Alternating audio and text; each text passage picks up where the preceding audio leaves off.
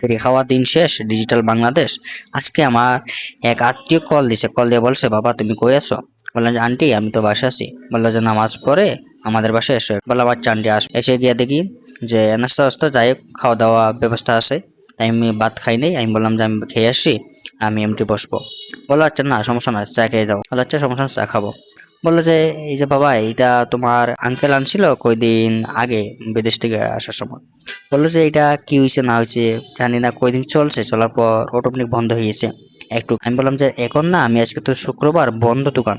বললো সমস্যা না, সাইকেল আছে বা রিক্সা যান, আমি ভাড়া দিচ্ছি, একটু একটু ডেকে নিয়ে আসো।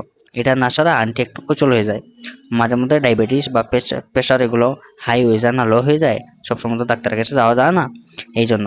বললাম ও শিট, এক কাপ চা খাওয়া হয়েছে না। বললাম আন্টি আমি তো একটু আজকে একটু বাইরে যাবো, একটু ঘোরাফেরা করবো। বললাম না বেশি সময় লাগবে না। বললাম আচ্ছা দেন, আমার জন্য সবাই অপেক্ষা করছে। আর আন্টিকে 5 মিনিট পরে কল দিয়ে বললাম আন্টি এই যে এখানে কারেন্টের লাইন আছে না, লাইনটা বাস্ট মারে 3জন মানুষ মারা গেছে। বললেন না লিল্লা কেমনে কি? বললাম আন্টি মনে হয় শনিবার আগে কারেন্ট দিবে না। বললো আচ্ছা বাবা, আন্টির 14 গোষ্ঠীকে ব্লক করে এ পোস্টটা করবো, আর না হয় কোনোদিনও এক কাপ রংসাও জুটবে না আমার কপালে। ধন্যবাদ।